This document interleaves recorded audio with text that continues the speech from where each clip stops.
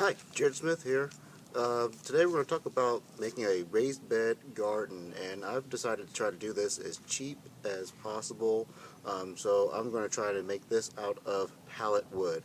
I'm going to also show you what to look for when you're trying to get your pallet wood, and what you need to do as far as building your raised beds, how tall you want to make it, and all of that. In general, you want to make your raised beds at least 6 inches in height. So you want to fill it up with at least 6 inches of soil. Anything above that is good also. Okay, you can fill it up to a foot high, 2 feet high. You can make them as tall as you want to, but 6 inches is the minimum height you want to do for your raised bed. So when you're looking for pallets, the ones that are safe to use are the heat treated kind. And as you see here, there's a HT for heat treated. First you want to look for this label, which means it's that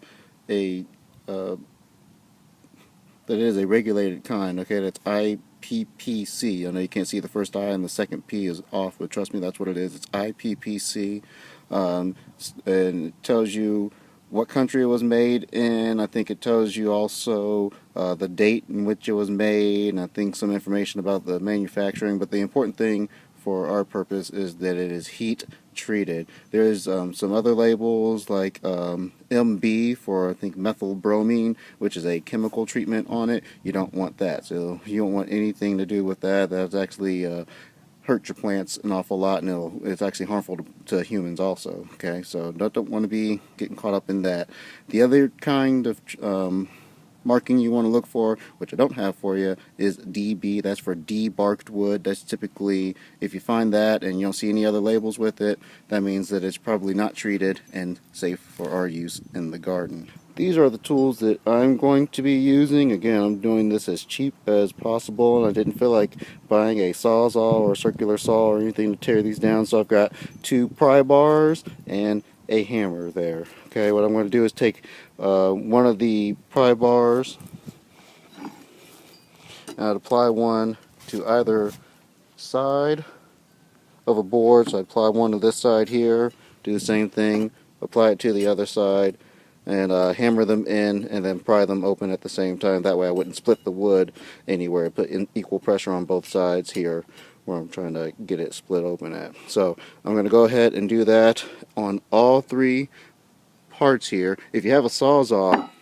the easy way to do this, or a circular saw for that matter, is to just cut the wood right beyond where the nails are. So just cut it straight across here for all the boards. That makes it really quick. You don't have to mess with the nails, and you get good clean pieces of wood. But like I said, I'm doing this cheap. I'm going to skip ahead to where I've got all the wood torn down for that. I put earplugs in because it gets pretty loud hammering those pry bars in. Watch how I put equal pressure on each side, hammering in one pry bar on one side of the wood and another one on the other side, then pulling together. That way I don't split the wood.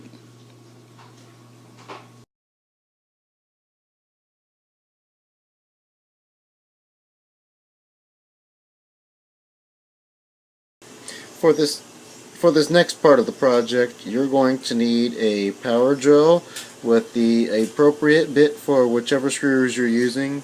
Some screws, in my case I'm using the 1.5 inch or screws, 1.5 inch screws that are coated, and a drill bit like this small one there that can help you get your screws started, and I'll show you how I get them started and how I drill everything in just a second. Alright, so first off, I make sure I've got everything viced in the way I want to, and underneath this piece of wood, you can't tell, but see if I can show you guys. I've got a big, thick piece of 2x4 like this I cut off of the pallets underneath, so that's what I'm screwing it to make sure that this is structurally sound. So at any rate, we're going to start by putting this drill bit in, and I'm going to drill 2 holes. I'm going to drill one hole in here and one hole in here, and that's going to help me get the screws in a lot easier when I screw those bad boys in. So let me get this on.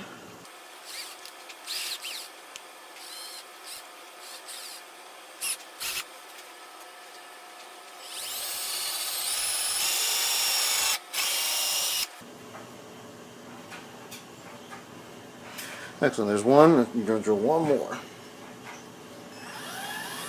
Start slow. Don't go too fast.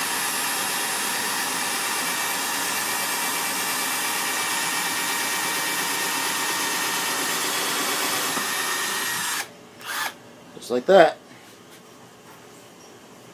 Alright, so now you can take this off and put on your Phillips head bit. That's what I'm going to be using anyways.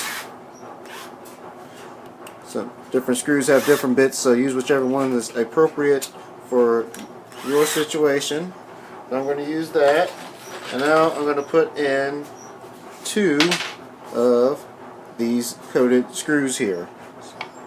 So I'm going to do that next. It should be noted that I'm not a woodworker, so if you're a woodworker and you're watching this, please don't judge too harshly. I'm just an average Joe trying to make raised beds.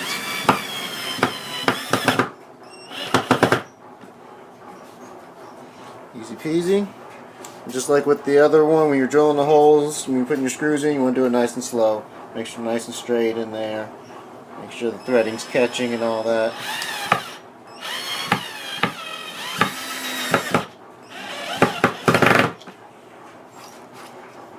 There you go.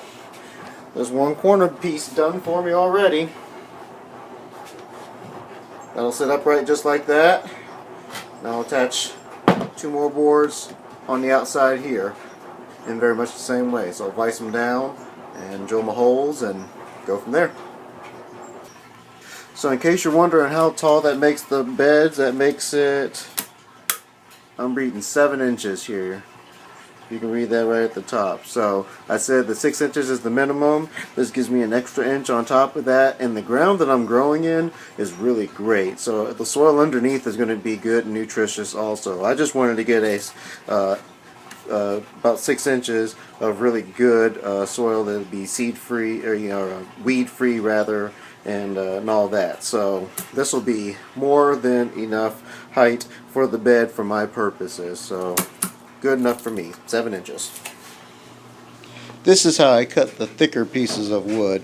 I drew a line with the circular saw for the length that I need, and then made sure to be very careful holding it with 2 hands and lining things up and cut through the wood. Always make sure to leave your owner's manual when using heavy machinery like this.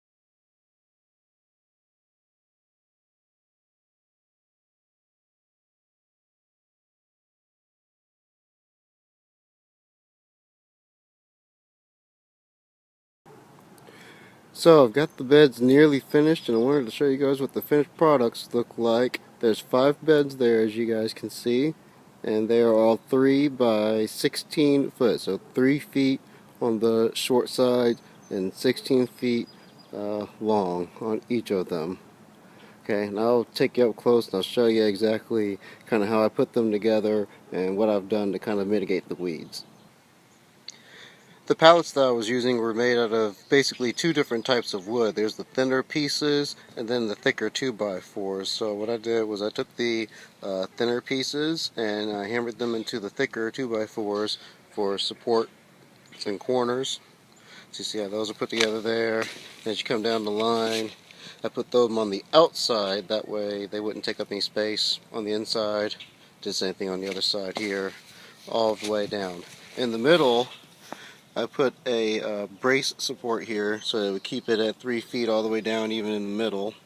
Okay, and as you can see underneath, I've laid cardboard down. Nice natural substance. It'll break down. Worms actually love it, so it'll invite some worms to come into the garden area. and leave their castings, which is awesome. See, I've done that all the way down and around. On some of the pieces, there were some gaps in the wood where soil would have came through, so I took some gardening cloth and I just staple gunned it into the gaps there, where the gaps are. So that way, when I put the soil in, nothing will leak out. The gardening cloth is made out of a safe gardening plastic, the polypropylene rather, and polyethylene. It's a blend of both of them. Okay, high density. So it's garden safe. Not the best stuff. I hate using gardening cloth, but in this case, it was a pretty good application for it. Okay. Well, that's it. That's how you make the beds. That's how I make my beds anyways. And hope you enjoyed the video. If you do, please hit the like button and subscribe to watch more videos like this. In the next video, I'm going to be showing you guys how to mix up the soil, or how I mix up my soil. And I'll also have a video coming up about my garden plans and how I interplanted them. I did a lot of companion planting and square foot gardening techniques to come up with my plan. So that'll be all coming up in the next coming videos. So make sure you just hit the subscribe button so you don't miss that. And I will see you guys next time.